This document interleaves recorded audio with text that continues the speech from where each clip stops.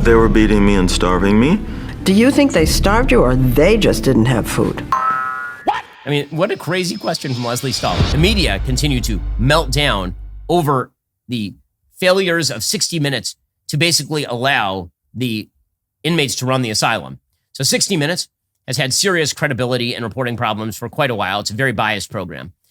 Sherry Redstone, who's the head of CBS's parent company, Paramount, has basically asked to screen or at least know what exactly 60 Minutes is talking about. And this caused Bill Owens, who was the show's executive producer, to resign because he basically said, if I don't get to run the show the way that I want, well, then I'm not going to run the show at all. Well, Scott Pelley, who is one of the faces of 60 Minutes, he did a monologue at the end of 60 Minutes on Sunday in which he ripped into management. Stories we pursued for 57 years are often controversial. Lately, the Israel-Gaza war and the Trump administration. Bill made sure they were accurate and fair. He was tough that way. But our parent company, Paramount, is trying to complete a merger. The Trump administration must approve it. Paramount began to supervise our content in new ways. None of our stories has been blocked, but Bill felt he lost the independence that honest journalism requires. No one here is happy about it, but in resigning, Bill proved one thing. He was the right person to lead 60 Minutes all along. Well, was he, though? Was he? Because here is the thing. You have Scott Pelley there saying they do a wonderful job with all these stories. Well, here was Leslie Stahl, like 2 weeks ago, asking a person who was literally in a Hamas tunnel, like kidnapped by Hamas in a Hamas tunnel, whether Hamas was nice to him or not. Just genius level journal. I can't imagine why Sherry Redstone was concerned about 60 Minutes. They were beating me and starving me. Do you think they starved you or they just didn't have food? No, I think they starved me, and they would often eat in front of me and not offer me food. I mean, what a crazy question from Leslie Stahl. Do you think that actually they were starving you, or maybe it was the Israelis starving them, which is why you were starving? Hamas has been stealing all the food aid coming in. It's the reason why Israel has now cut off the food aid. It's because Hamas was stealing all of it. And the only way to get the hostages free, presumably, is to actually cut off the supply. That's what 60 Minutes is. So what they're really mad about is the same thing that the Washington Post editors were mad about when Jeff Bezos was like, guys, by the way, you don't get to basically run whatever you want using an outlet that I own. So again, 60 Minutes has been a wildly biased program for decades.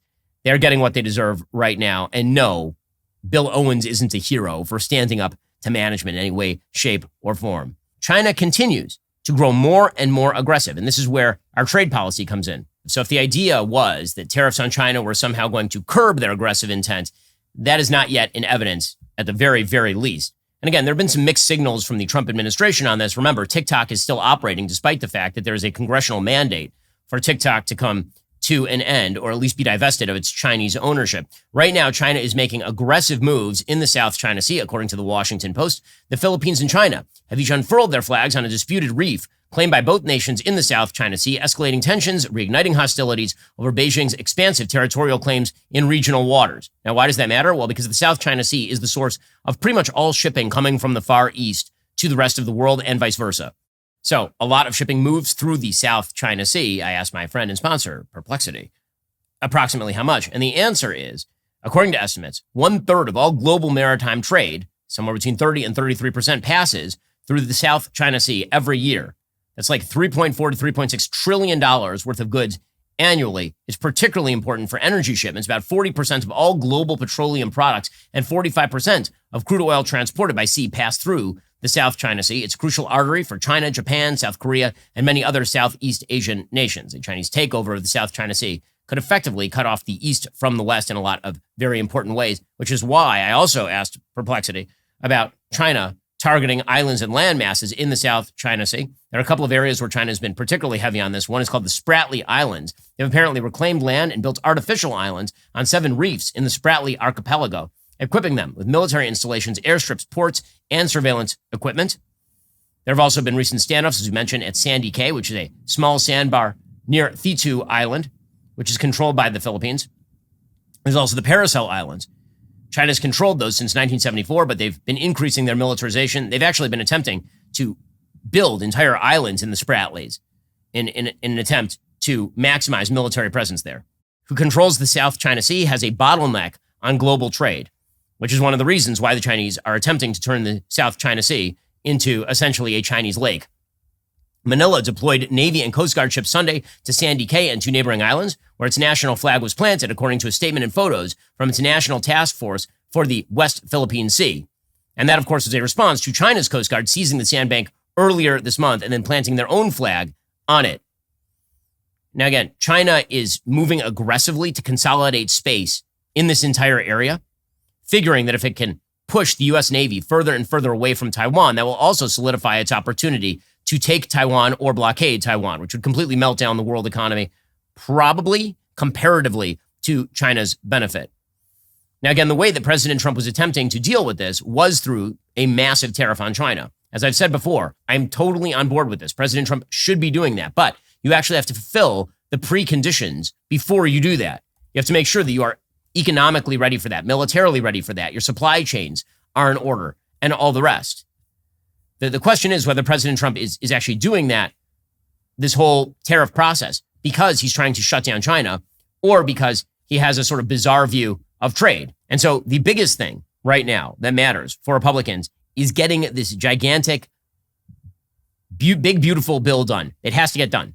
It just has to, because if that falls through, if there is no preservation of the Trump tax cuts, the economy is going to free fall. So right now, Speaker Johnson is pushing for passage of the big, beautiful bill by Memorial Day, which is 4 weeks away. According to Politico, House Republicans will launch a legislative sprint when they return to Washington on Monday, with key committees set to finally put GOP pledges on taxes, energy, defense, and border security into legislative text. The problem is, unclear if you can get everybody on board, including many of the conservatives in the caucus. Representative Darren LaHood of Illinois suggested his colleagues on the House Ways and Means Committee will not be ready to advance the tax portion of the bill until early June, which of course is way past the Memorial Day deadline.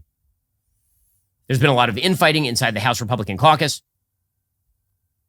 Meanwhile, Johnson is pushing to move quickly, but there are a lot of pitfalls ahead. On spending, Republicans still haven't seen a plan to meet the shared goal of slashing $1.5 trillion in spending over the next 10 years. And some Republicans want that number to be even higher. But then you have some populist Republicans, say Josh Hawley in the Senate, who doesn't want to cut Medicaid at all, doesn't want to touch any of the entitlement programs. So it will take an act of political leisure domain. It will have to be basically political magic for Johnson and Thune to get something through. I think it will happen, but it's going to be a complex and difficult process, absolutely for sure. Well, that's all for now, folks. Don't forget to like, subscribe, and comment your thoughts down below. Be sure to check out all of the other great content on my channel. I'll see you here next time.